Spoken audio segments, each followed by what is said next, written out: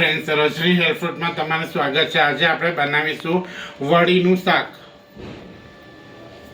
તો જો ફ્રેન્ડ્સ, આ પેન છે. હવે તેની અંદર હું આવી રીતે 3-4 ચમચી તેલ અંદર એડ કરું છું.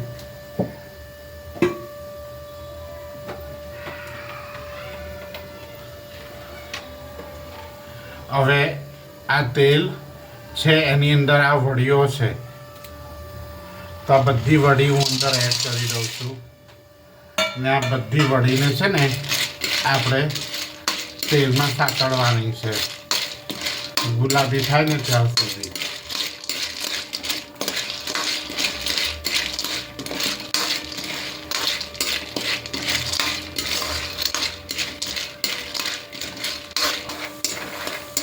તો જો ફ્રેન્ડ્સ, આ વડીઓ આપણી બરાબર રોસ્ટ થઈ ગઈ છે. જો એને બહુ રોસ્ટ નથી કરવાની. આ જો એનો કલર પણ ચેન્જ થઈ ગયો છે. હવે આ વડીઓને છે ને આપણે આવી રીતે આ પ્લેટમાં કાઢી લેવાની છે. જો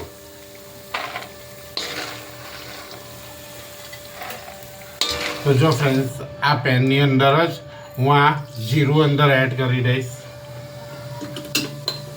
હવે આ જીરું આપણું તતળે છે.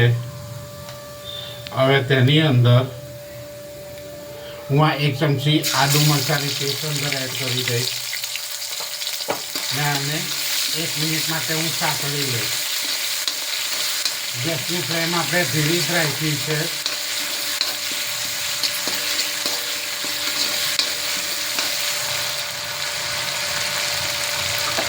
હવે આ આદુ મરચાંની પેસ્ટ બરાબર સતરાઈ ગઈ છે. હવે તેની અંદર આ 1 કપ કાંદાની ગ્રેવી છે, તો કાંદાની ગ્રેવી અંદર હું અંદર એડ કરી દઉં છું. ને આ કાંદાની ગ્રેવીને પણ હું આ 1 મિનિટ માટે સાતળી લઈશ, એટલે એની કચાશ દૂર થઈ જાય.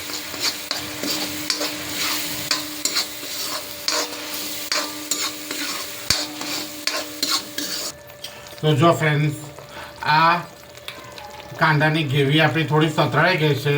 હવે તેની અંદર આ 2 નંગ ટામેટાની ગ્રેવી છે, એ ટામેટાની ગ્રેવી હું અંદર એડ કરી દઉં છું ને આને બરાબર મિક્સ કરી લઈશ.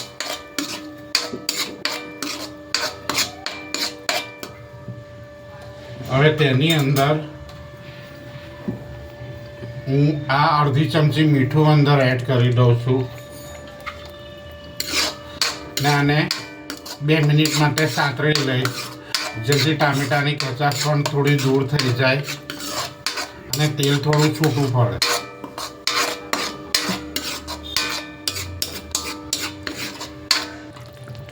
આ કાંદાની કચાશ અને ટામેટાની કચાશ દૂર થઈ ગઈ છે અને જો આપણું તેલ પણ છૂટું પડતું થઈ ગયું છે. હવે તેની અંદર આપણે બધા મસાલા કરવાના છે. તો જો આ અડધી ચમચી હળદર, આ 1 મોટી ચમચી ધાણા જીરું, આ 1 ચમચી લાલ મરચું ને આ અડધી ચમચી ગરમ મસાલો. આ બધા મસાલાને આપણે મિક્સ કરી લઈશું.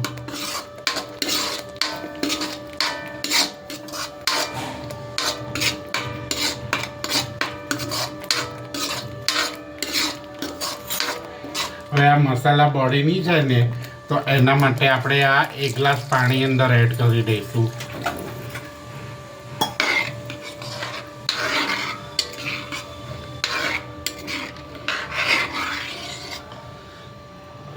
હવે તેની અંદર આ અડધો કપ લીલું લસણ છે, તે લીલું લસણ અંદર હું અંદર એડ કરી દઈશ.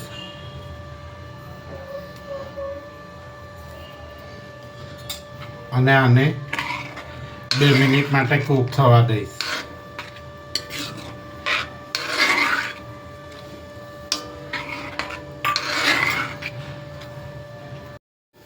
તો જો ફ્રેન્ડ્સ, આ આપણી ગ્રેવી બરાબર કૂક થઈ ગઈ છે.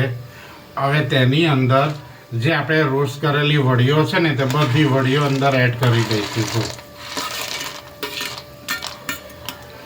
ને આને 5 મિનિટ માટે કૂક થવા દઈશું, જેથી વડીઓ અને આ ગ્રેવી બધું બરાબર મિક્સ થઈ જાય અને 5 મિનિટ માટે આવી રીતે આપણે કૂક કરવાનું છે. તો જો ફ્રેન્ડ્સ, આ આપણું વડીનું શાક તૈયાર થઈ ગયું છે. જો આપણને આટલી ગ્રેવી જોઈએ છે, બહુ ગ્રેવી નથી રાખી, મેં આને ઠીક ગ્રેવી રાખેલી છે. તો જો આ વડીનું શાક, જો હવે આ વડીના શાકની અંદર છેલ્લે હું આવી રીતે કોથમીર અંદર એડ કરી દઈશ.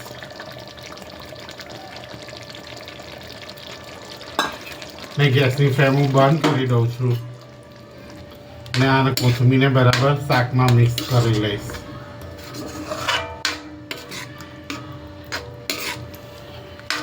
તો જો ફ્રેન્ડ્સ, આ આપણું વડીનું શાક કમ્પ્લીટ છે. હવે આ વડીના શાકને હું આવી રીતે એક બાઉલમાં લઈ લઈશ. તો જો ફ્રેન્ડ્સ, આ આપણું વડીનું શાક કમ્પ્લીટ છે. તો તમે પણ આવી રીતે વડીનું શાક તમારા ઘરે બનાવો, ખાઓ અને એન્જોય કરો. તમને મારી આ રેસીપી કેવી લાગી તે કોમેન્ટ બોક્સમાં જણાવજો. ને તમે મારી ચેનલ રજની હેલ્ધી ફ્રૂટને લાઇક નહીં કર્યું હોય તો તમે મારી ચેનલને લાઇક કરજો, સબસ્ક્રાઈબ કરજો અને બેલ આઇકન દબાવજો, જેનાથી મારી હરેક નવી રેસીપી તમને મળતી રહેશે. Thank you friends.